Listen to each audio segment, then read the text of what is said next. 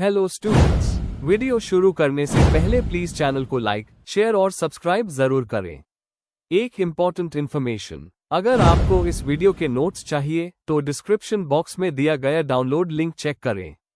Thank you. चलिए शुरू करते हैं। इस वीडियो में हम पढ़ेंगे MPCE 12 साइकोडायग्नोस्टिक्स के प्रीवियस ईयर क्वेश्चन और most important questions with answers. ये क्वेश्चंस आपके एग्जाम के लिए बहुत इम्पॉर्टेंट है। अगर आपने ये अच्छे से कर लिए तो एग्जाम निकलना पक्का है। Let's begin. Question 9, discuss the uses of neuropsychological assessment. Question explanation. इस क्वेश्चन में हमें बताना है कि न्यूरोसाइकोलॉजिकल असेसमेंट का यूज साइकोलॉजी में किस तरह से होता है। हमें उसके डायग्नोस्टिक, ट्रीटमेंट और रिहेबिलिटेशन के रोल्स को एक्सप्लेन करना है, साथ ही कुछ एग्जाम्पल्स और प्रैक्टिकल एप्लीकेशंस भी देने हैं। आंसर। इंट्रोडक्शन। न्यूरोसाइकोलॉजिकल असेसमेंट एक साइंटिफिक प्रोसेस है जिसमें ब्रेन के फंक्शनिंग और ह्यूमन बिहेवियर के बीच के रिलेशन को समझा जाता है। ये असेसमेंट उन लोगों पर किया जाता है जिनके ब्रेन इंजरी, न्यूरोलॉजिकल डिजीज या डेवलपमेंटल डिसऑर्डर हुए हो। इसमें स्टैंडर्डाइज्ड टेस्ट्स का यूज होता है जो अटेंशन, मेमोरी, लैंग्वेज और थिंकिंग एबिलिटीज को मेजर करते हैं। ये साइकोलॉजी और न्यूरोलॉजी के बीच एक ब्रिज का काम करता है, जिससे डायग्नोसिस और ट्रीटमेंट दोनों में मदद मिलती है। Main body. 1. Diagnostic use. Neuropsychological assessment का सबसे पहला यूज डायग्नोसिस के लिए होता है। ये हेल्प करता है डिफरेंशिएट करने में कि प्रॉब्लम न्यूरोलॉजिकल है या साइकोलॉजिकल। जैसे अल्जाइमर्स डिजीज और डिप्रेशन दोनों में मेमोरी लॉस होता है, पर टेस्ट से दोनों का डिफरेंस समझा जा सकता है। WAIS और हेल्स्टेड-रीतन बैटरी जैसे टेस्ट्स ब्रेन फंक्शन के स्पेसिफिक डेफिसिट्स को आइडेंटिफाई करते हैं। इससे ये भी पता चल जाता है कि ब्रेन का कौन सा हिस्सा डैमेज हुआ है, जैसे लेफ्ट हेमिस्फीयर के डैमेज से language problem. 2. Evaluation of cognitive functions. ये असेसमेंट कॉग्निटिव एरियाज जैसे अटेंशन, मेमोरी, रीजनिंग और प्रॉब्लम सॉल्विंग को मेजर करता है। हेड इंजरी, स्ट्रोक या ट्यूमर के बाद पेशेंट के इम्पेयरमेंट्स को समझने में ये बहुत हेल्पफुल होता है। जैसे फ्रंटल लोब डैमेज होने पर प्लानिंग और कंट्रोल में दिक्कत होती है। विस्कॉन्सिन कार्ड सॉर्टिंग टेस्ट और रे ऑडिटरी वर्बल लर्निंग टेस्ट जैसे टूल्स कॉग्निटिव फंक्शंस को इवैल्यूएट करते हैं। इससे एक क्लियर कॉग्निटिव प्रोफाइल मिलता है जो ट्रीटमेंट प्लान बनाने में हेल्प करता है। 3. ट्रीटमेंट प्लानिंग और रिहेबिलिटेशन। असेसमेंट के रिजल्ट्स के बेसिस पर थेरेपिस्ट ट्रीटमेंट और रिहेबिलिटेशन प्लान बनाता है। अगर मेमोरी प्रॉब्लम माइल्ड तो मेमोरी ट्रेनिंग या कॉम्पनसेटरी स्ट्रैटेजी डिजाइन की जा सकती है। ये प्रोग्रेस को मॉनिटर करने के लिए भी उस होता है, जैसे ब्रेन सर्जरी या ट्रॉमा के बाद। ये बताता है कि कौन से फंक्शंस रिकवर हो सकते हैं और कौन से के लिए एडेप्टेशन चाहिए। इससे पेशेंट सेंटर्ड और पर्सनलाइज्ड थेरेपी प्लान बनाया जाता है। 4. एजुकेशनल और ऑक्यूपेशनल एप्लीकेशंस। एजुकेशनल फील्ड में ये असेसमेंट लर्निंग डिसेबिलिटीज, ADHD और ऑटिज्म डायग्नोज करने में उस होता है। ये बच्चों के कॉग्निटिव स्ट्रेंथ्स और वीकनेसेस आइडेंटिफाई करता है जिससे उनके लिए सूटेबल लर्निंग प्लान बन सके। ऑक्यूपेशनल सेटिंग में ये चेक करता है कि पेशेंट ब्रेन इंजरी के बाद वर्क के लिए फिट है या नहीं। फोरेंसिक साइकोलॉजी में भी ये कॉम्पिटेंसी और मलिंगरिंग इवैल्यूएट करने के काम आता है। 5. रिसर्च और theoretical contributions. Neuropsychological assessments research के लिए भी बहुत इंपॉर्टेंट है। ये हेल्प करता है समझने में कि ब्रेन के अलग अलग एरियाज का रोल क्या है। ब्रेन डैमेज पेशेंट्स पर की गई रिसर्च से मेमोरी, अटेंशन और एग्जीक्यूटिव फंक्शन के थियोरेटिकल मॉडल्स डेवलप हुए हैं। इससे न्यूरोसाइंस और क्लिनिकल साइकोलॉजी दोनों फील्ड्स का डेवलपमेंट हुआ है। कंक्लूजन। न्यूरोसाइकोलॉजिकल असेसमेंट एक ऐसी प्रोसेस है जो ब्रेन और बिहेवियर के संबंध को समझने में मदद करती है। इसका use diagnosis, treatment planning, education और रिसर्च सब जगह होता है। ये क्लिनिशियन को पेशेंट के स्ट्रेंथ्स और वीकनेसेस समझने में हेल्प करता है ताकि बेस्ट इंटरवेंशन डिजाइन की जा सके। इससे मेंटल हेल्थ और रिकवरी दोनों इंप्रूव होते हैं। If you need the notes of this video, there is a download link in the description box. Be sure to check it out. Thank you. Let's see the next question. Question 10. Strengths and weaknesses of self-report inventories. Question explanation. इस question में हमें self report inventories के advantages और disadvantages दोनों explain करने हैं। मतलब हमें बताना है कि ये टेस्ट्स कितने यूजफुल होते हैं और इनमें क्या लिमिटेशंस होती हैं जब उन्हें साइकोलॉजिकल असेसमेंट के लिए यूज किया जाता है। Answer. Introduction. Self report inventories एक ऐसे साइकोलॉजिकल टेस्ट होते हैं जिसमें व्यक्ति अपने खुद के थॉट्स, फीलिंग्स और बिहेवियर के बारे में जवाब देता है। ये टेस्ट्स मेनली पर्सनालिटी ट्रेट्स और इमोशंस को समझने के लिए किए जाते हैं। इनका फायदा यह है कि साइकोलॉजिस्ट को सीधा व्यक्ति के अपने एक्सपीरियंस से डाटा मिलता है। लेकिन क्योंकि ये सेल्फ परसेप्शन पर बेस्ड होते हैं, कुछ प्रॉब्लम्स भी होती है। आइए डिटेल में समझते हैं इनके स्ट्रेंथ्स और weaknesses. Main body. 1. Meaning and nature of self report inventories. Self report inventories questionnaires या सर्वेज होते हैं जहां पर्सन खुद के बारे में स्टेटमेंट्स का आंसर देता है, जैसे मुझे लोगों से बात करने में हेजिटेशन होती है। कॉमन एग्जाम्पल्स है MMPI, ISENC पर्सनालिटी इन्वेंटरी और NEOPIR। Answers usually Likert scale पर दिए जाते हैं, strongly agree to strongly disagree. ये टेस्ट इस आइडिया पर बेस्ड होते हैं कि इंसान अपने बारे में सबसे ज्यादा जानता है। 2. Strengths of self report inventories. A. Easy to use and score करना सिंपल। ये टेस्ट एडमिनिस्टर करना और स्कोर करना बहुत इजी होता है।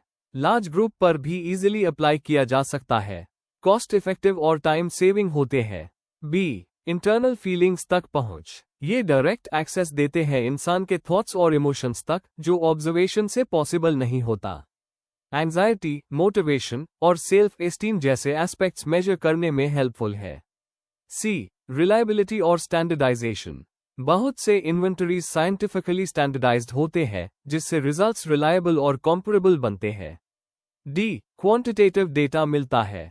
रिस्पॉन्सेस को न्यूमेरिकल फॉर्म में एनालाइज किया जा सकता है। रिसर्च और कंपैरिजन के लिए यूजफुल डेटा मिलता है। A. Multiple uses. Clinical psychology, counselling, education और HR फील्ड में किया जाता है। डायग्नोसिस और पर्सनैलिटी असेसमेंट के लिए हेल्पफुल होते हैं। 3. Weaknesses of self report inventories.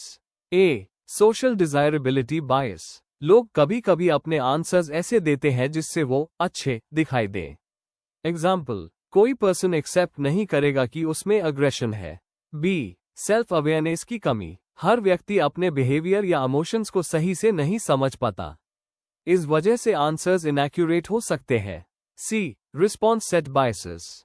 कुछ लोग हर सवाल का सेम पैटर्न में जवाब देते हैं, जैसे हर बार अग्री। कुछ लोग एग्जैजरेट भी करते हैं। D. डेप्थ की कमी। ये टेस्ट अनकॉन्शियस या कॉम्प्लेक्स इमोशंस नहीं समझा पाते, सिर्फ कॉन्शियस और वर्बल एक्सपीरियंसेस तक लिमिटेड होते हैं। A. कल्चरल और लैंग्वेज प्रॉब्लम्स। वेस्टर्न बैकग्राउंड में बने टेस्ट्स हर कल्चर के लिए फिट नहीं होते। लैंग्वेज डिफरेंसेस मीनिंग को बदल सकते हैं। 4. Balance between pros and cons. Psychologists often इन इन्वेंटरीज के साथ ऑब्जर्वेशन और इंटरव्यू भी करते हैं ताकि रिजल्ट्स बैलेंस्ड और एक्यूरेट हो।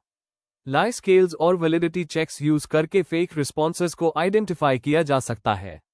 इस तरह सेल्फ रिपोर्ट इन्वेंटरीज अगर वाइजली यूज किए जाएं तो बहुत इफेक्टिव होते हैं।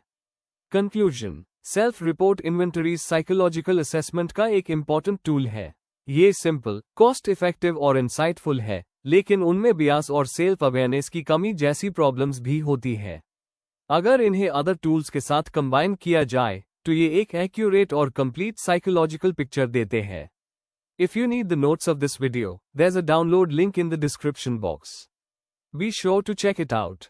Thank you. Let's see the next question. Question 11. Implicit memory. Question explanation. इस क्वेश्चन में हमें implicit memory के बारे में बताना है। ये एक ऐसी मेमोरी होती है जो बिना हमें पता चले हमारे बिहेवियर और परफॉर्मेंस को अफेक्ट करती है।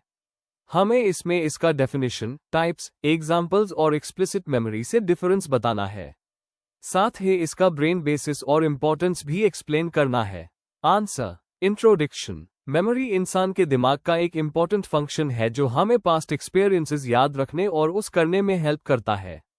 मेमोरी के दो मेन टाइप्स होते हैं, एक्सप्लिसिट या डिक्लैरेटिव और इम्प्लिसिट या नॉन डिक्लैरेटिव मेमोरी। इम्प्लिसिट मेमोरी वो होती है जहां हम बिना सोच समझे कुछ कर लेते हैं, जैसे साइकिल चलाना या लिखना। यह ऑटोमेटिक होती है और हमें याद भी नहीं रहता कि हमने कैसे सीखा था। Main body. 1. Meaning and nature of implicit memory. Implicit memory unconscious form of memory है जो हमारे एक्शंस और थॉट्स को इन्फ्लुएंस करती है। इसमें हम अपने पास्ट एक्सपीरियंसेस का यूज करते हैं बिना कॉन्शियसली सोचने के। एग्जाम्पल, जब हम टाइपिंग करते हैं या साइकिल चलते हैं, हमें कॉन्शियसली याद नहीं होता कि हर की या पैडल कैसे उस करना है। इस मेमोरी को नॉन डिक्लैरेटिव मेमोरी भी कहते हैं क्योंकि इसे वर्बली एक्सप्रेस करना मुश्किल होता है। 2 types of implicit memory. A, procedural memory. यह मोटर स्किल्स और एक्शन से रिलेटेड होती है। एग्जाम्पल, पियानो बजाना, स्विमिंग करना, ड्राइविंग करना। यह स्किल्स लॉन्ग टर्म मेमोरी में स्टोर होती है और ऑटोमेटिकली रिकॉल होती है। B, priming. जब एक स्टिम्युलस के एक्सपोजर से दूसरे स्टिम्युलस पर हमारी रिस्पॉन्स फास्ट हो जाती है।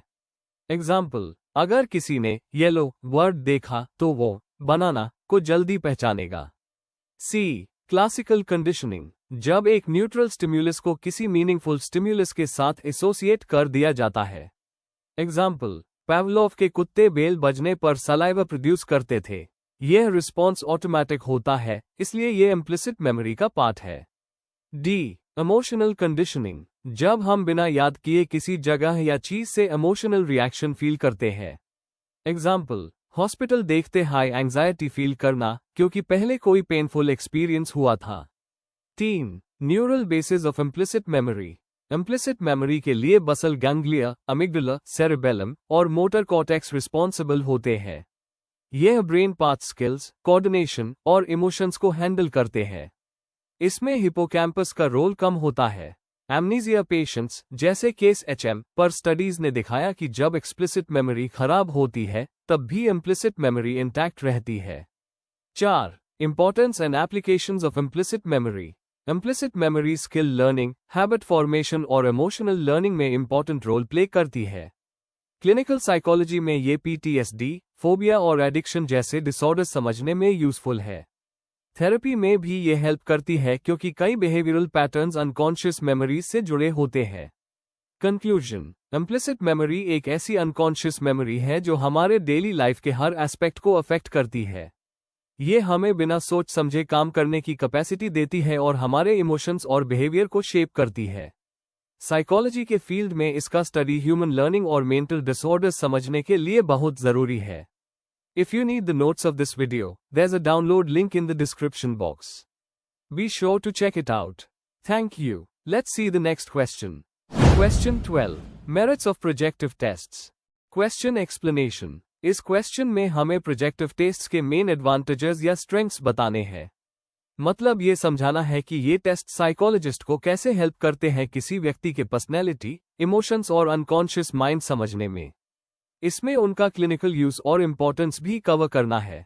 Answer, introduction. प्रोजेक्टिव टेस्ट्स ऐसे साइकोलॉजिकल टूल्स होते हैं जिनके थ्रू हम किसी व्यक्ति के अनकॉन्शियस थॉट्स और फीलिंग्स को समझने की कोशिश करते हैं। ये टेस्ट्स प्रोजेक्टिव हाइपोथेसिस पर बेस्ड होते हैं, जिसमें ये माना जाता है कि जब किसी इंसान को वेग या अनक्लियर सिचुएशन दी जाती है तो वो अपने हिडन इमोशंस और डिजायर्स को उस सिचुएशन पर प्रोजेक्ट करता है।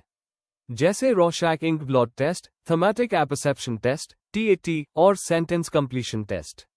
आगे हम देखेंगे इन टेस्ट्स के मेरिट्स क्या है और ये साइकोलॉजी में कैसे यूजफुल है। Main body. 1 अनकॉन्शियस माइंड तक पहुंच। प्रोजेक्टिव टेस्ट्स का सबसे बड़ा फायदा यह है कि ये इंसान के अनकॉन्शियस माइंड तक पहुंच देते हैं।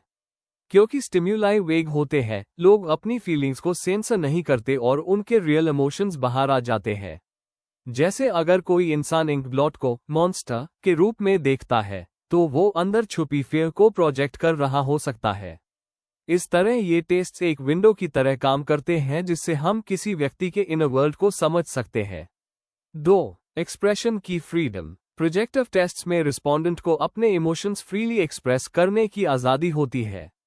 स्ट्रक्चर्ड टेस्ट्स में फिक्स्ड ऑप्शंस होते हैं, पर यहाँ इमेजिनेशन और क्रिएटिविटी को एनकरेज किया जाता है।